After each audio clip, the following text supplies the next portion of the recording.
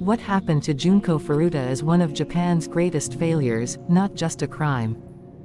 Junko Furuta was born on January 18, 1971, in Misato, Saitama Prefecture, Japan. She was an ordinary high school student, known by teachers and classmates as quiet, polite, and hardworking. She attended Yashio Minami High School, where she focused on her studies and worked part-time to support herself. On November 25, 1988, after finishing her part-time job, Junko was walking home alone when she was approached by a teenage boy she barely knew from school circles. He was part of a group of delinquent boys with links to local youth gangs. They chose her not because she provoked anything, but because she was seen as vulnerable, isolated, and unlikely to fight back or be believed. One of the boys falsely claimed he had connections to organized crime and threatened her, using fear and intimidation to control her. That moment, an ordinary walk home, is where everything began. He struck up a conversation and then quickly changed tone, telling her that he was connected to local Yakuza, Japanese organized crime. He threatened that if she resisted, ran, or told anyone, her family would be harmed. This was a lie, but Junko had no way to know that. Intimidated and frightened, she complied. He then led her to a nearby location where the other boys were waiting. From there, she was taken to a house belonging to one of the boys' families. No forceful abduction in public occurred. Fear, deception, and psychological control were enough. At first, she was not locked in a basement or chained, she was kept in a regular room. The boys told her that if she cooperated, she would be allowed to go home soon. They continued to threaten her family, repeating the lie about Yakuza connections to keep her compliant. That first day was about control, not extreme violence. They made her call her parents and tell them she had run away voluntarily. This single act was critical. It caused her family to stop urgently searching and misled the police later. The boys also monitored her constantly, never leaving her alone, making escape difficult even though the setting looked normal. By the end of the first day, Junko was already psychologically trapped, isolated, terrified, and convinced that any attempt to flee would result in harm to her loved ones. What began as intimidation quickly turned into captivity. After the first day, the situation shifted from intimidation to total control. The boys stopped pretending she would be released. Junko was kept under constant supervision, and any small act of resistance was punished to reinforce fear. Over the next few days, more boys were brought into the house. What began as one crime expanded into group violence, driven by peer pressure, cruelty, and the belief that they would not face consequences. Over the course of her captivity, she was subjected to sexual abuse and assault by the perpetrators.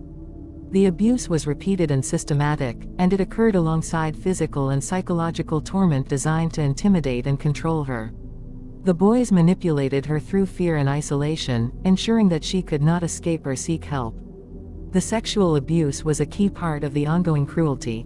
The abuse escalated over time, not just sexual, but also psychological and physical torment, designed to break her spirit and enforce compliance. Despite repeated signs of distress, neighbors, adults in the house, and authorities failed to intervene effectively. Police questioned the boys at times but accepted their denials, and her family, misled by phone calls from the captors, believed she had run away voluntarily.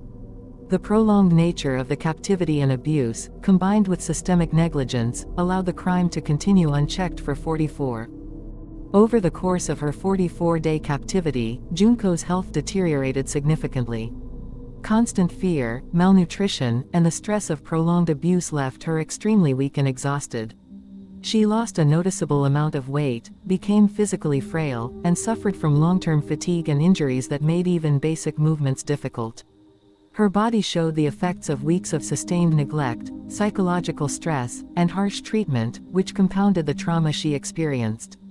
While 4 teenage boys were the primary perpetrators who orchestrated and carried out the crime, a small number of other boys were occasionally present, but they were not central to the abuse.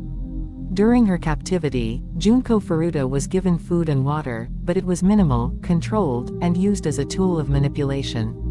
The perpetrators did not provide proper care, her meals were inconsistent, insufficient, and often part of their method to maintain control over her.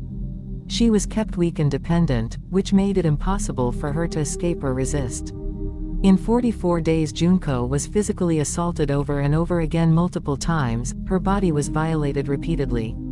During her captivity, Junko Furuta was subjected to repeated physical abuse. This caused injuries, bruises, and lasting marks on her body and face. Over time, the combination of physical assault, neglect, and malnutrition left her weak and visibly affected. Junko could no longer stand this after she was physically abused. Junko Furuta died on January 4, 1989. Her captivity lasted 44 days, from November 25, 1988, to January 4, 1989. Her body was then hidden by the perpetrators in an attempt to conceal the crime. The perpetrators decided to hide the body to avoid discovery. They placed her remains into a large container and sealed it using concrete, turning it into a solid mass so it would not easily be opened or identified. The container was then disposed of in a public area, where they believed it would blend in and not attract attention. This act was not sophisticated, it was desperate and crude, but it succeeded temporarily because authorities had already been misled earlier in the investigation. The truth about Junko Furuta did not come out because police solved the kidnapping early. It came out by chance, after another crime exposed the perpetrators. In January 1989, one of the 4 boys was arrested for an unrelated offense. During questioning, police noticed inconsistencies in his statements and connections to other known delinquents. As investigators pressed further, information began to surface linking the group to Junko's disappearance. Under interrogation, one of the boys eventually confessed, revealing that Junko had been held captive and had died. Once a confession was obtained, police questioned the remaining boys. Their stories conflicted, and the inconsistencies led authorities to the location where Junko's body had been concealed. Guided by the confessions, police recovered the container and confirmed her identity. This reinforced public outrage, because it showed that her life might have been saved if authorities had acted decisively when she was first reported missing. Junko Furuta's family was devastated when the truth emerged, realizing that their daughter had been kidnapped, abused, and killed while the system around them failed to protect her. The 4 main boys who kidnapped and abused Junko Furuta were all tried as juveniles because they were teenagers at the time of the crime. Hiroshi Miyano, the leader, received 20 years in prison.